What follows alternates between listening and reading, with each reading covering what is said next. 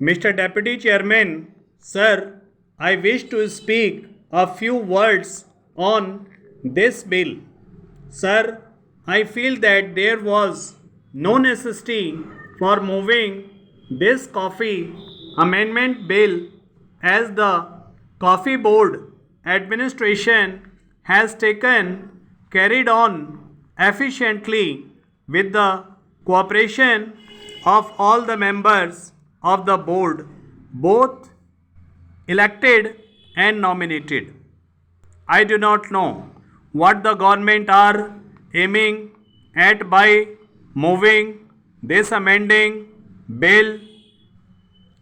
Government have not pointed out in what way the elected representatives of the growers worked against the interest of the government or the board or the planters. Instead of decentralizing powers, they seem to concentrate powers in the center. I think, sir, this is a bad policy. The government should decentralize powers and distribute the same among the people. Sir, I know that the nominations representing several interests such as labor, consumers, trade, etc. are being made by the government.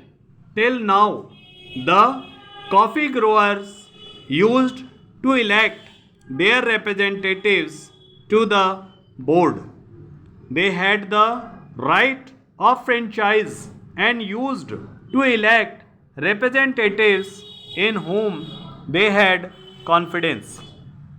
But the bill contemplates to deprive the planting community even of their elementary right of electing their representatives. What is the object and background of this parliament? I want to ask.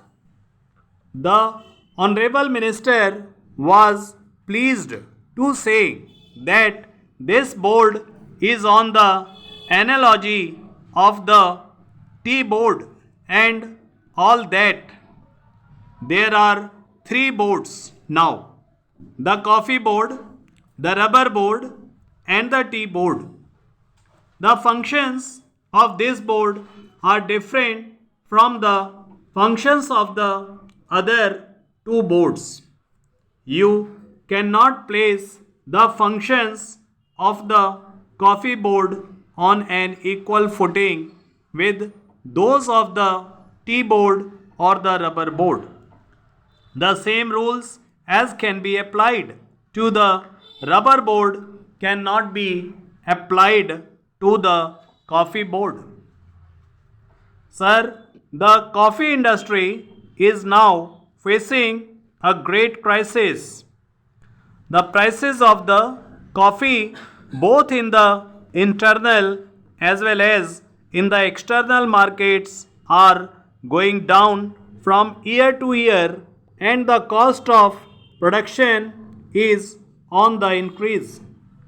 The cost of manure and estate implements has gone up bound beyond limit. The increased labor wages, introduction of provident fund and bonus, and several other provisions of the Labor Act are standing in the way of development and progress of the coffee industry. Sir, our coffee industry is not much and we are not able to cope with the foreign competition. Sir, with a view to earning more and more foreign exchange, our government are exporting more and more coffee with that object in view. They have closed almost all coffee houses in India. Now we have neither the house nor the external market for our coffee.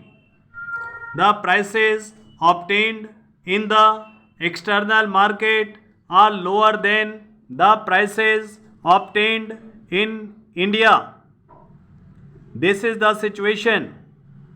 In this connection, I should like to say that the coffee board marketing policy is not sound and is not appreciated, and the board requires efficient elected representatives of the coffee growers to give sound advice and chalked out sound policy to help this industry till now.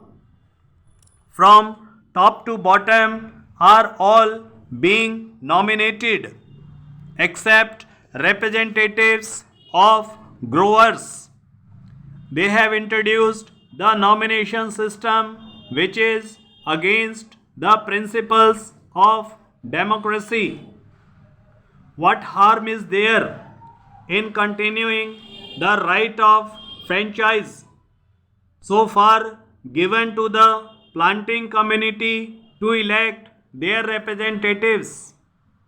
I do not know who gave this sound advice to the Ministry of Commerce and Industry. Sir, even the coffee board, when they came to know that this bill would be moved in Parliament, passed a resolution opposing the bill. There are a number of nominative members who oppose this bill. I was a member of the coffee board then, when rumors spread that this kind of amending bill would be brought forward before Parliament. They passed a resolution opposed this. Therefore, sir, in this age of democracy, when we are giving more and more powers to the people, why have not they elected representatives for the coffee board? We used to elect our chairman formerly, and he had a right of appointing labor representatives, etc. Now the center wants to take away all powers and they want to carry on the administration. Should they not like to get the cooperation of the planters, growers, consumers, traders, and others? Why should they have the nomination system?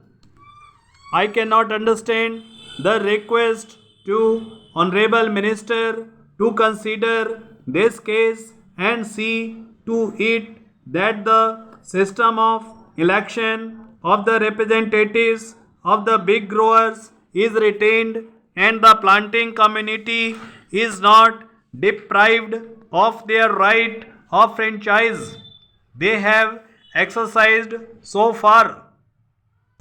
Till now, the administration has been carried on very smoothly.